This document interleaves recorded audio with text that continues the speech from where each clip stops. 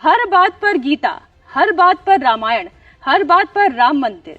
ये देश संविधान से चलेगा या फिर ये देश गीता से चलेगा, रामायण से चलेगा? संविधान के जो मूल तत्व हैं वो गीता और रामायण से ही तो प्रेरित हैं। बाबा साहब अंबेडकर इस ड्राफ्टिंग कमेटी के चेयरमैन थे और बाबा साहब के बारे में जो आजकल कुछ पूर्वाग्रहग्रस्त होकर दुष्प्रचार जरूर किया जाता है, तो बताइए डायरेक्टिव प्रिंसिपल्स वाले चैप्टर के ऊपर कृष्ण गीता का उपदेश देते हुए बने हैं कि नहीं? फंडामेंटल राइट्स के चैप्टर के ऊपर भगवान राम, माता सीता और वीरवर लक्ष्मण जी का चित्र है कि नहीं? तो संविधान के लोगों ने कुछ सोच के ही तो बनाया होगा कि कौन सी चीज किन मूल्यों को प्रेरित करेगी। और इसलिए अब मैं सिर्फ एक उदाहरण आपको देना चाहता हूं क्यों हर जगह इसकी जरूरत है। रामायण को आप देखिए, दुनिया का इतिहास भरा पड़ा इस उदाहरण से कि कोई राजा तब तक गद्दी से नहीं हटता जब तक मर न जाए या मार न दिया जाए। भाई भाई का गला काट के गद्दी बैठा है, दुनिया का इतिहास भरा पड़ा है। उसके कंट्रास्ट में वो उदाहरण कि पिता के एक वचन पर जो राज्याभिषेक होने जाने वाला वो बेटा जंगल चला जाए, दूसरा भाई कहे मैं आपके साथ जंगल चलूंगा, जिसको राज्य मिले वो कहे मैं खड़ा हूं रख के शासन करूंगा। तो भाई किसी भी मजहब को मानने वाले हो, अपने घर में क्या चाहते हो, भाइयों में प्रेम या भाइयों का कटा हुआ सर? ये तो हुआ परिवार में। अब आइए इंटरनेशनल लेवल के ऊपर। पिछले 30-40 सालों में देखिए तो इंटरनेशनल डिप्लोमेसी में क्या चल रहा है? एनेक्सेशन, कंट्री पे कब्जा कर लो, या सब्जुगेशन यानी वहां पे अपनी पपेट गवर्नमेंट बना लो, या डोमिनेशन, एक ट्रीटी साइन करवा लो। भगवान राम ने जब लंका को जीता तो क्या अपने राज्य में मिलाया, एनेक्सेशन किया? ना। क्या उन्होंने वहां कोई अपना डेप्यूटी बैठाया कि लक्ष्मण से कहा आज से तुम इसके राजा हो गए? ना। सब्जुगेशन भी नहीं किया। क्या कोई ट्रीटी साइन कराई? नहीं। एनेक्सेशन भी नहीं किया। कहा बस अपने अपने धर्म का पालन करो। जो गीता में भगवान कृष्ण ने जो सिद्धांत कहा, जो सनातन हमारा सिद्धांत है, स्वधर्मे निधनम श्रेय, वो पर धर्मो भयावह, धर्म का पालन करो और बाकी जैसे चलाना हो चलाओ। आज की जियो पॉलिटिक्स में बगैर किसी दूसरे देश को डोमिनेट किए हुए, सब्जुकेट किए हुए, बगैर डिस्ट्रॉय किए हुए पीसफुल कोएग्जिस्टेंस का एग्जाम्पल दिखाई पड़ता है तो भगवान राम के कैरेक्टर में। तो परिवार से लेके और दुनिया तक जो आदर्शों का प्रतीक दिखाई पड़ता है। इसीलिए अटल बिहारी वाजपेयी जी की बड़ी फेमस कविता है, हिंदू तन मन हिंदू जीवन, रग रग हिंदू मेरा परिचय।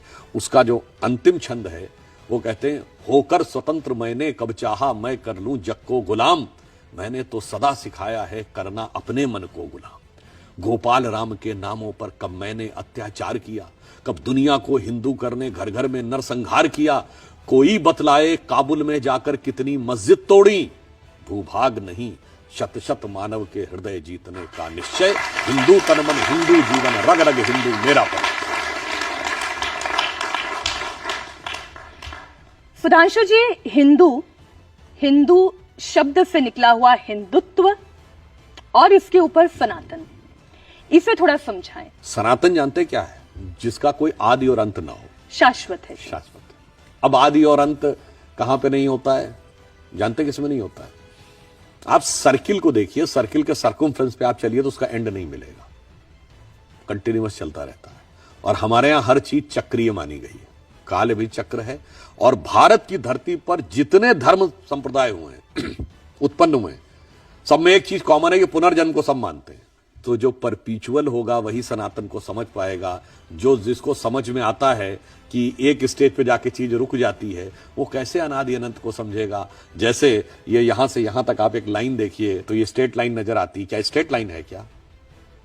जब तक आपकी सोच और दृष्टि छोटी है, आपको स्ट्रेट लाइन नजर आ रही है। 36,000 किलोमीटर जाके जियो स्टेशनरी ऑर्बिट में देखिए तो ये अर्थ के रेडियस के सर्किल का आर्क है, तब ये सर्किल नजर आएगी। विराट दृष्टिकोण होगा तो सृष्टि का चक्री क्रम नजर आएगा, तब आप सनातन को समझ पाएंगे। तो फिर ये हिंदुत्व, ये आइडियोलॉजी, ये कहां से आई फिर? देखिए, ये बहुत ही एब्सर्ड बात है कि हिंदू और हिंदुत्व में अंतर है। मनुष्य और मनुष्यत्व में कोई अंतर है क्या? भारत और भारतीयता में कोई अंतर है? पुरुष और पुरुषत्व में कोई अंतर है? स्त्री और स्त्रीत्व में कोई अंतर है? ये केवल इलॉजिकल बातें कही जाती। बस अंतर जानते क्या है?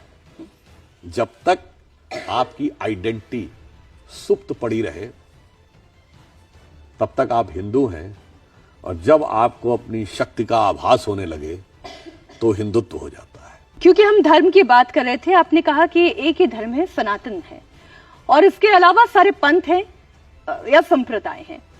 तो मेरा प्रश्न ये है कि ये देश धर्म से चलेगा या फिर ये देश सौहार्द से चलेगा या नफरत से चलेगा? क्योंकि आज की परिस्थिति कुछ यही कहती है कि धर्म बड़ा या देश बड़ा। देखिए, ये देश धर्म के ही भाव से चलता है, क्योंकि हिंदू धर्म ही एक ऐसा है जिसमें विनम्रता से कहना चाहूंगा, आप कहीं लिखा दिखा दीजिए कि गैर हिंदू के साथ कैसा बर्ताव करना चाहिए, कहीं नहीं लिखा है। बाकी पंथों मजहबों में लिखा हुआ है। हमारे यहाँ ना कोई जिम्मी का कॉन्सेप्ट है, ना कोई जजिया का कॉन्सेप्ट है, ना कोई और कॉन्सेप्ट है, इसीलिए सबको साथ में लेकर चलते हैं। तो धर्म हमारा ये है, और यह देश धर्मनिरपेक्ष नहीं है।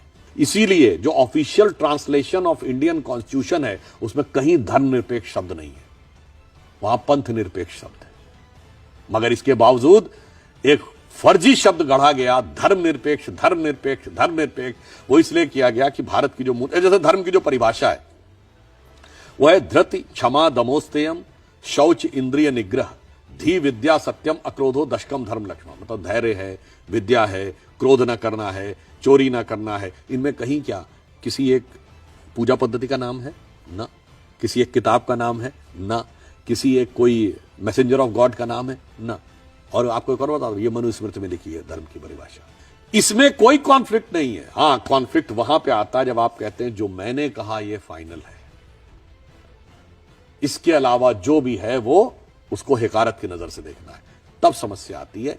इसलिए भारत में यदि सबको साथ में लेकर चलना है तो वो केवल हिंदू धर्म के भाव के साथ आप साथ लेकर चल सकते हैं। और इसीलिए जहां जहां हिंदू धर्म का प्रभाव खत्म होता चला गया, जहां हिंदू घटा वहां देश बटा।